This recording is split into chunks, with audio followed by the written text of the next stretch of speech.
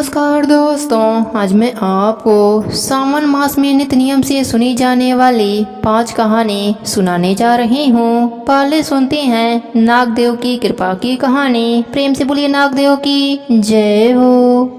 चीन काल की बात है। एक नगर में एक सेठ जी रहते थे। उनके 7 पुत्र थे और 7 पुत्रों का विवाह हो चुका था। सेठ के 7 बहुओं में सबसे छोटी बहू सबसे ज्यादा सुंदर, सुशील और संस्कारिक थी। एक दिन सबसे बड़ी बहू ने सभी देवरानियों से कहा कि चलो आज घर को लीपने के लिए पीली मिट्टी लेकर आते हैं। सभी बहुएं डलिया और खुरपी लेकर मिट्टी लेने चली गईं। जब बहुएं मिट्टी खोदने लगीं, तब वहाँ एक सर्प निकला। बड़ी बहू उस सर्प को खुरपी से मारने लगी। तब छोटी बहू बोली, मत मारो इसे, यह बेचारा तो निरपराध है। यह सुनकर बड़ी बहू ने सर्प को नहीं मारा। तब सर्प एक ओर जाकर बैठ गया। छोटी बहू ने सर्प से कहा, आप यहाँ से जाना मत, मैं अभी आती हूँ। ऐसा कहकर छोटी बहू सर्प के लिए दूध लेने के लिए चली गई। घर पहुँचकर वह अपने कामों में लग गई और सर्प से जो वादा किया था वह भूल गई। अगले दिन जैसे ही उसे यह बात याद आई, तब वह दूध लेकर वहाँ पहुँची। तब उसने देखा सर्प तो वहीं बैठा था। वह सर्प से बोली, भैया मुझे माफ कर दो, मैं अपने घर के कामों में आपको दूध पिलाना भूल गई। तब सर्प बोला, मुझसे झूठ बोलने के लिए मैं तुझे अभी डस लेता, लेकिन तूने मुझे भैया कहा है, इसलिए तुझे छोड़ रहा हूँ और आज से तू मेरी बहन हुई। तुझे जो चाहिए वह मांग ले। अब छोटी बहू बोली, भैया मेरा कोई नहीं है, मुझे एक भाई मिल गया और कुछ नहीं चाहिए। बस जब मैं आपको पुकारूं आप चले आना। कुछ दिनों के बाद सावन के महीने में सेठ जी के सभी बहुएं अपने अपने पीहर जाने लगीं और छोटी बहू से बोली, तेरा तो कोई पीहर नहीं है, तू कहाँ जाएगी। यह सुनकर छोटी बहू बहुत रोई। तभी वह सर्प एक मनुष्य का रूप धारण कर उसके घर आया और बोला, मेरी बहन को भेज दो। तब सबने कहा, इसका तो कोई भाई नहीं है। तब सर्प बोला, मैं दूर के रिश्तेदार का भाई हूँ। इस तरह विश्वास दिलाकर छोटी बहू को अपने साथ ले गया। रास्ते में उसने छोटी बहू को बताया, बहन मैं तुम्हारा भाई सर्प हूँ और तुम्हें अपने साथ नागलोक ले जाने आया हूँ। तुम डरना मत, तुम मेरी पूंछ पकड़ लो। छोटी बहू ने ऐसा ही किया। जैसे ही वह नागलोक पहुँची, नागलोक के धन को देखकर छोटी बहू चकित रह गई। सर्प उसे अपने माता के पास लेकर गया और बोला, माता यह मेरी बहन है, इसने मेरी जान बचाई थी और यह कुछ दिनों के लिए हमारे साथ रहेगी। सर्प की माता ने छोटी बहू को लाड किया। वहाँ सर्पों की बहुत छोटे छोटे बच्चे थे। वह रोज देखती कि माँ सभी को रोज दूध ठंडा करके घंटी बजाती। घंटी की आवाज सुनकर सभी बच्चे वहाँ आकर दूध पी लेते। एक दिन वह माँ से बोली, आज मैं दूध ठंडा कर देती हूँ।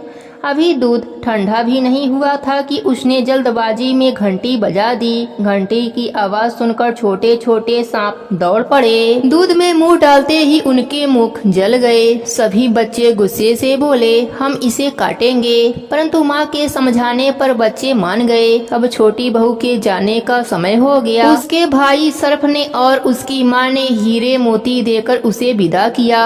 इतनी सारी धन दौलत देखकर बड़ी बहू बोली, भाई ने इतनी सारी दौलत दे दी है तो इसे साफ करने के लिए सोने की झाड़ू भी दे देना चाहिए था। यह सुनकर सर्प ने सोने की झाड़ू भी लाकर दे दिया और साथ ही एक हार भी दिया।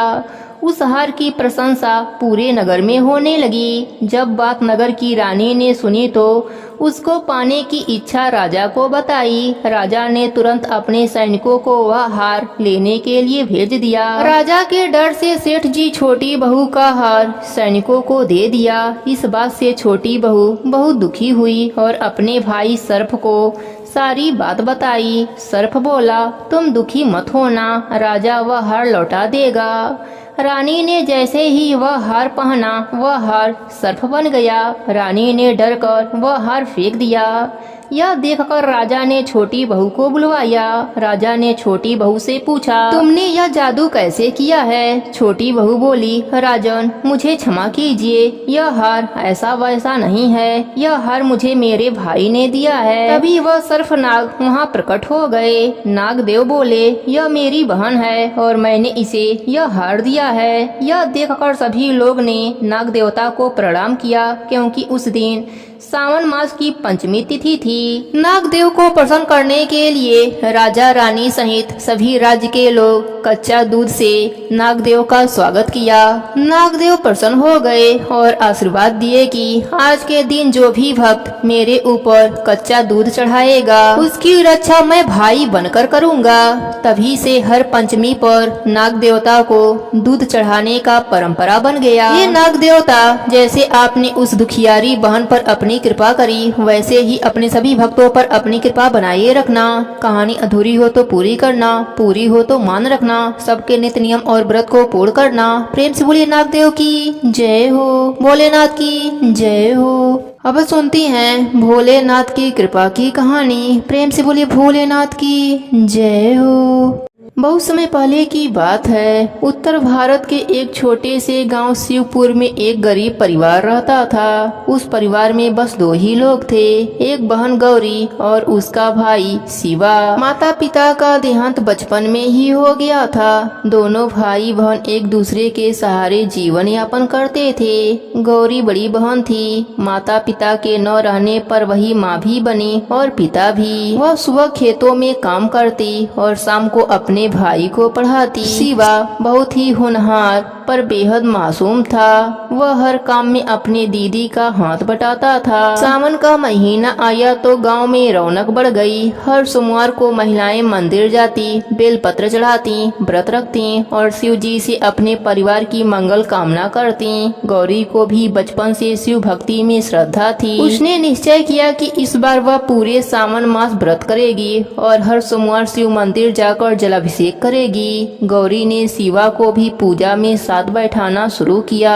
दोनों भाई बहन सुबह जल्दी उठते, स्नान कर बेलपत्र तोड़ते, मंदिर जाते, शिवलिंग पर जल चढ़ाते, मंत्र बोलते और भजन गाते। धीरे धीरे पूरा गांव उन्हें शिव गौरी का जोड़ी कहने लगा। सावन का तीसरा सोमवार था। गांव में अचानक वर्षा इतनी भयंकर हुई कि कुछ खेत तबाह हो गए। गौरी की भी सारी फसल बह गई। अब घर में अन्य का एक दाना भी न बचा, पर उसने हार नहीं मानी। वह भूखी रहकर भी शिवा को खाना देती और स्वयं उपवास रखती। गौरी बोली, भोलेनाथ हमारी परीक्षा ले रहे हैं शिवा, तू चिंता मत कर, जब तक तेरी दीदी है तुझे कोई तकलीफ नहीं आने दूंगी। शिवा ने रोते हुए कहा, दीदी मुझे खाना नहीं चाहिए, मैं भी उपवास करूंगा और भोलेनाथ से प्रार्थना करूंगा कि वह मेरी दीदी को कभी भी दुख न दें। चौथे सोमवार की रात को एक चमत्कार हुआ। शिवा सपने में शिव जी के दर्शन करता है। शिव जी साधु के रूप में प्रकट होते हैं और कहते हैं, बेटा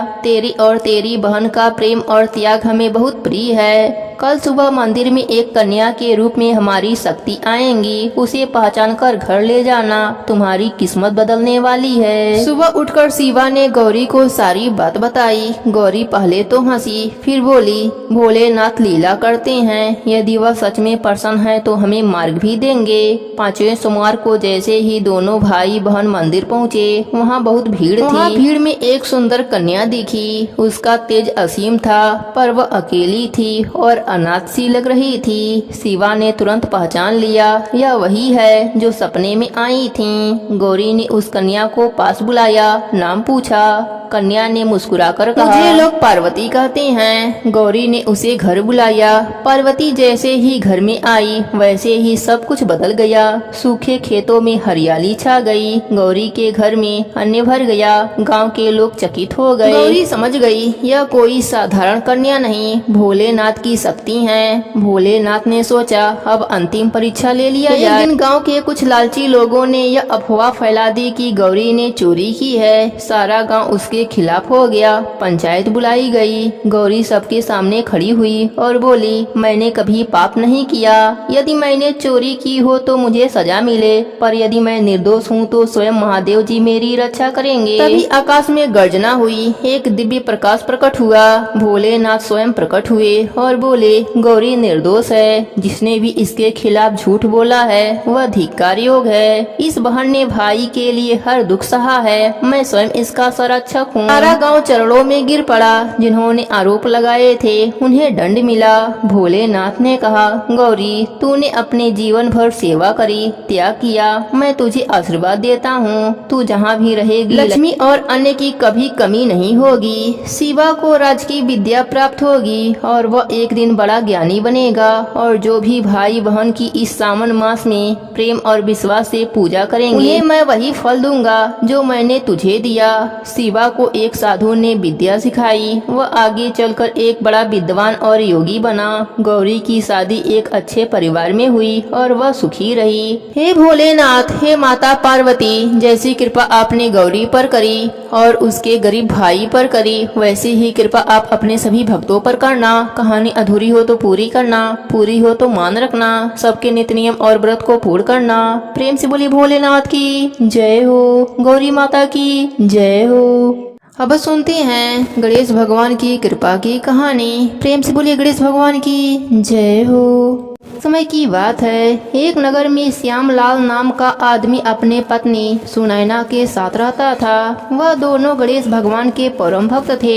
वह नियम से गणेश भगवान की पूजा पाठ किया करते थे। गणेश भगवान की कथा कहानी का नियम निभाते थे। वह लोग गणेश भगवान को अपना इष्ट देवता मानते थे। गणेश भगवान की कृपा से उनके घर में अन्न धन का भंडार भरा था। उनका एक बेटा और एक बेटी थी। अपने माता पिता के तरह ही वह दोनों भी गणेश भगवान के परम भक्त थे। नित्य नियम से पूजा पाठ करते थे। जब बेटी शादी के योग्य हुई तो श्यामलाल अपने बेटी की शादी खोजने लगा। श्यामलाल जिस घर भी जाता वहाँ पता लगाता कि उस घर में पूजा पाठ होता है कि नहीं। इस तरह से उन्हें एक मध्यवर्गीय परिवार मिला। उस परिवार में सभी लोग धार्मिक प्रवृत्ति के थे। इस प्रकार श्यामलाल अपने बेटी का विवाह करा दिया। बेटी जब ससुराल गई तो ससुराल में वह गणेश भगवान का नित्य नियम निभाने लगी। देखते ही देखते उसके घर में अन्न धन का भंडार भर गया। अब वह सेठ सेठानी कहलाने लगे। यह बात उनके पड़ोसन को अच्छी नहीं लगी। वह राजा के पास गई और राजा से बोली, हमारे पड़ोस में एक बहू आई है। वह साक्षात लक्ष्मी है। उसके आने के बाद वह लोग दिन दूना रात चौगुना तरक्की कर रहे हैं। ऐसी भाग्यशाली लक्ष्मीवान बहू तो राजमहल में होनी चाहिए। अगर वह आपके पास रहे तो आपका राजकोष कभी भी खाली नहीं होगा महाराज। पड़ोसन की बात सुनकर राजा उसके बातों में आ गया। वह राजा सेठ के घर से उसके बहू को लाने का हुक्म दे दिया। सिपाही आए और बहू को साथ चलने को कहा। बहू ने कहा, आप महाराज से कह देना कि मैं 12 दिन के बाद आ जाऊंगी। इस प्रकार सिपाही राजमहल आकर राजा को बता दिए। राजा भी मान गया। इधर बहू गणेश भगवान से प्रार्थना करने लगी, हे प्रभु, मेरी लाज आपके हाथों में है, आप मेरी रक्षा करना। गणेश भगवान के कोप से राजा के शरीर में जलन होने लगा। देखते ही देखते उसके शरीर में कोढ़ निकल आया। वह अपना बहुत इलाज करवाया पर उसके शरीर से जलन समाप्त ही नहीं हो रहे थे। फिर उसने पंडितों से इसका उपाय पूछा। तब पंडितों ने बताया कि आपने सत्य की बहू पर बुरी नजर डाली है, इस कारण आपको गणेश भगवान सजा दे रहे हैं। फिर राजा पछताता हुआ सेठ के घर गया और बहू से क्षमा मांगी और गणेश भगवान से भी क्षमा मांगी। इतना करते ही राजा का शरीर पहले जैसा हो गया। राजा ने सेठ को बहुत सा धन दिया और पड़ोसन को सजा दी। हे गणेश जी महाराज, जैसे आपने बहू पर अपनी कृपा करी, जैसे उसकी लाज बचाई, वैसे ही अपने सभी भक्तों पर अपनी कृपा बनाए रखना। कहानी अधूरी हो तो पूरी करना, पूरी हो तो मान रखना, सबके व्रत को पूर्ण करना। प्रेम से बोलिए गणेश भगवान की जय हो, भोलेनाथ की जय हो, पार्वती माता की जय हो। अब सुनते हैं व्रत में सुनी जाने वाली पथवारी माता की कहानी। प्रेम से बोलिए पथवारी माता की जय हो। किसी गांव में एक गुजरी नाम की औरत रहती थी। उसकी 2 बहुएं थीं। उसने अपने दोनों बहुओं को गांव के बाहर दूध बेचने के लिए भेजा। बड़ी बहू बहुत होशियार थी और हिसाब किताब रखना भी जानती थी, परंतु छोटी बहू बहुत ही भोली भाली थी। उसे ना दूध बेचने आता था, ना हिसाब रखने आता था। जब वह दूध लेकर जा रही थी तो उसने देखा कि गांव की औरतें पथवारी माता को जल से सींच रही हैं, उनकी पूजा कर रही हैं। तो उनसे पूछा, पथवारी माता की पूजा से क्या होता है? तो उन महिलाओं ने कहा, पथवारी माता को पूजने से व जल से सींचने से अन्य धन और लक्ष्मी की प्राप्ति होती है। यह सुनकर छोटी बहू ने वह दूध पथवारी माता को चढ़ा दिया और वह नित्य प्रति यही करने लगी। जब महीना पूरा हुआ और सास ने दोनों बहुओं को बुलाया और कहा कि कल तुम दोनों अपना अपना हिसाब मुझे दे देना। इस पर छोटी बहू पथवारी माता के पास जाकर रोने लगी कि अब मैं कल क्या करूँगी, कैसे अपने सासू माँ को हिसाब दूंगी। तभी पथवारी माता बुढ़िया का भेष धर प्रकट हुई और उन्होंने पूछा, पुत्री तुम क्यों रो रही हो? तब उसने सारी बात बताई। तो पथवारी माता ने कहा कि तुम यहाँ से कुछ पत्थर टोकरी में भरकर ले जाओ और एक कमरे में रख देना। उसने वैसा ही किया। जब प्रातः सासू माँ ने पूछा तो उसने इशारा किया कि जो महीने भर की आमदनी हुई है वह कमरे में रखी है। जब सबने अंदर जाकर देखा तो कमरे में हीरे मोती सोना चांदी जगमगा रहे थे। तब सास ने पूछा, यह चमत्कार कैसे हुआ? तो उसने सारी कथा सुनाई। फिर क्या था, बड़ी बहू ने भी यह सब सुना। उसने निश्चय किया कि अगले दिन से वह भी पथवारी माता को सींचेगी और जो छोटी बहू है वह तो कच्चा दूध चढ़ाया था, पर वह गर्म करके दूध चढ़ाएगी। अगले दिन से ऐसा ही करने लगी। बड़ी बहू गर्म गर्म दूध ले जाकर पथवारी माता को सींचने लगी। महीना पूरा हुआ। छोटी बहू की तरह बड़ी बहू पथवारी माता के पास जाकर रोने लगी। तब पथवारी माता प्रकट हुई और उन्होंने बोला, पत्थर टोकरी में भरकर ले जाओ और बड़े से कमरे में रख देना। तब बड़ी बहू बड़े से टोकरी में बड़े बड़े ढेर सारे पत्थर उठाए और बड़ी मुश्किल से जैसे तैसे घर लेकर आई और एक कमरे में रख दिया। प्रातः काल सासू जी ने जब पूछा तो उसने कमरे की ओर इशारा किया और जब सब कमरे में जाकर देखे तो वहाँ सांप बिच्छू जहरीले जंतु निकले। तब वह रोती हुई पुनः पथवारी माता के पास गई और बोली, आपने मेरे साथ ऐसा क्यों किया? तब पथवारी माता ने कहा, छोटी बहू ने भक्ति भाव से मुझे सींचा और तुमने लालच में आकर गर्म दूध मुझ पर चढ़ाया, जिससे मुझे फफोले पड़ गए। ऐसा सुनकर बड़ी बहू पथवारी माता से क्षमा मांगने लगी। हे पथवारी माता, जैसे आपने छोटी बहू पर अपनी कृपा करी वैसे ही अपने सभी भक्तों पर अपनी कृपा बनाए रखना। कहानी अधूरी हो तो पूरी करना, पूरी हो तो मान रखना। प्रेम से बोलिए पथवारी माता की जय हो। अब सुनते हैं व्रत कथा के साथ सुनी जाने वाली सूरज भगवान की कहानी। प्रेम से बोलिए सूरज भगवान की जय हो। एक समय की बात है, भगवान सूर्यदेव का दरबार सजा हुआ था। तब एक दासी बस भगवान से पूछा कि हे प्रभु, आज मैं आपको कैसी लग रही हूँ? भगवान तो अपने सभी भक्तों का मान रखते हैं। उन्होंने उत्तर दिया, तुम मुझे एकदम शक्कर जैसी लगती हो। तो फिर राणा देव जी भी वहीं बैठी थीं। इस बात को सुनकर उन्होंने पूछा, हे प्रभु, मैं आपको कैसी लगती हूँ? तो प्रभु ने जवाब दिया, एकदम नमक जैसा।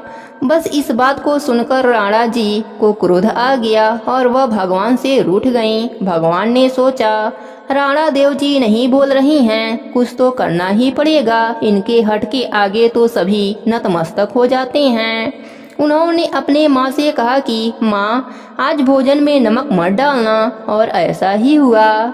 जब भोजन बनकर तैयार हो गया, 3 थाल परोसा गया। सूरज भगवान ने भोजन करना शुरू कर दिया, पर राणा देव नहीं जिम रही थीं। भगवान ने पूछा, आप भोजन क्यों नहीं जिम रही हैं? तब राणा देव जी ने कहा, इस भोजन में कोई स्वाद ही नहीं है। तब भगवान ने कहा, नमक के बिना खाने में कोई स्वाद नहीं होता, ऐसे ही आपका भी महत्व है। राणा देव जी, आपके बिना मेरे जीवन में कोई स्वाद नहीं है, कोई महत्व नहीं है। यह सुनते ही राणा देव जी प्रसन्न हो गईं। हे प्रभु, आप अपने सभी भक्तों पर ऐसे ही अपनी कृपा बनाए रखना। प्रेम से बोलिए सूरज भगवान की जय हो। अब सुनते हैं व्रत कथा के अंत में सुनी जाने वाली लपसी तपसी की कहानी। एक लपसी था, एक तपसी था। जल जमुना के तीर दोनों रहते थे। तपसी भगवान की तपस्या करता, लपसी सवा सिर लपसी बनाता और घंटे बजाकर भगवान को भोग लगाकर जीम लेता। उन दोनों में लड़ाई हो गई। लपसी बोला मैं बड़ा हूँ, तपसी बोला मैं बड़ा हूँ, मैं सारा दिन तपस्या करता हूँ। उतने में उधर से फिरते फिरते नारद जी आए और बोले भाई तुम दोनों क्यों लड़ रहे हो। तब तपसी ने कहा मैं बड़ा हूँ और लपसी ने कहा मैं बड़ा हूँ। नारद जी ने पूछा पहले तुम यह बताओ कि तुम किस काम में बड़े हो। दोनों ने बताया कि भगवान की भक्ति करते हैं। लपसी ने कहा कि मैं तो सवा से लपसी बनाकर भगवान को रोज भोग लगाता हूँ और सबको प्रसाद बांट और बचा हुआ खुद खाता हूँ और मजे से रहता हूँ। अब नारद जी ने तपसी से पूछा। तपसी ने कहा कि वह भोग लगाने से थोड़े न बड़ा होता है, मैं तो हर समय भगवान की पूजा तपस्या करता हूँ, इसलिए मैं बड़ा हूँ। नारद जी ने दोनों की बातें सुनी और कहा मैं तुम्हें कल जवाब दूंगा। दोनों अपने अपने कुटिया में चले गए। दूसरे दिन नारद जी मंदिर में आए, वहाँ पर दोनों मौजूद थे। नारद जी ने देखा लपसी लपसी बनाकर लाया है और भगवान को भोग लगा रहा है और तपसी मंदिर में तपस्या कर रहा है। उनके आने के पहले नारद जी आए और चुपके से 1.25 करोड़ की अंगूठी नीचे डाल दी। नीचे पड़ी अंगूठी दोनों ने देखा, दोनों ने नजरअंदाज कर दिया। लपसी ने तो भोग लगाकर प्रसाद बांटने चला गया, साथ में नारद जी भी बाहर आ गए। अब तपसी की नजर उस अंगूठी पर थी, उसने उसे जल्दी से पाँव के नीचे दबा लिया। तपसी को नहीं पता था कि यह अंगूठी नारद जी ने डाली है। अब थोड़ी देर में नारद जी आए और उन्होंने लपसी से कहा आप बताओ कि कौन बड़ा है। तब लपसी ने कहा मैं बड़ा हूँ। तपसी से पूछा, वह भी कहा मैं बड़ा हूँ। नारद जी बोले तपसी तुम्हारे पैर के नीचे क्या है। तपसी ने पैर उठाया तो 1.25 करोड़ की अंगूठी निकली। नारद जी बोले कि इतना भजन भक्ति करके भी तुम्हारे मन से चोरी नहीं गई, तुम्हारी तपस्या में कमी है, तुम्हारी तपस्या का फल व्यर्थ जा रहा है, तुमको कलंक लग गया, इस कारण से तुमसे लपसी बड़ा है। तब तपसी रोने लगा और बोला हे महाराज मेरी तपस्या का फल मुझे कैसे मिलेगा, कुछ तो उपाय बताइए। तब नारद जी बोले औरतें पुण्य करेंगी, वह अपना पुण्य तुम्हें देंगी, तब तुम्हारा पाप उतरेगा। वह बोला वह अपना पुण्य मुझे क्यों देंगी। तब नारद जी ने कहा आज से औरतें व्रत की कहानी कहने के बाद तुम्हारी कहानी नहीं सुनेंगी तो वह फल तुम्हें मिलेगा। आंगन लीप कर डेहरी नहीं लीपेंगी तो वह फल तुम्हें मिलेगा। धोती देकर गमछा नहीं देंगी तो वह फल तुम्हें मिलेगा। साड़ी देकर ब्लाउज नहीं देंगी तो वह फल तुम्हें मिलेगा। कांचली देकर कसैली नहीं देंगी तो वह फल तुम्हें मिलेगा। दाहिनी और नाड़ा बांधेंगी तो वह फल तुम्हें मिलेगा। जूता देकर तेल नहीं देंगी तो वह फल तुम्हें मिलेगा। चौका देकर बौली नहीं देंगी तो वह फल तुम्हें मिलेगा। गोबरी थाप कर बाटला नहीं थापेंगी तो वह फल तुम्हें मिलेगा। पग पर पग रखकर धोवेंगी तो वह फल तुम्हें मिलेगा। रोटी थाप कर गाय व कुत्ते को रोटी नहीं देंगी तो वह फल तुम्हें मिलेगा। सीधा देकर दशरा नहीं देंगी तो वह फल तुम्हें मिलेगा। ब्राह्मण जिमाकर दशरा नहीं देंगी तो वह फल तुम्हें मिलेगा। ननद जिमाकर नंदोई नहीं जिमाएंगी तो वह फल तुम्हें मिलेगा।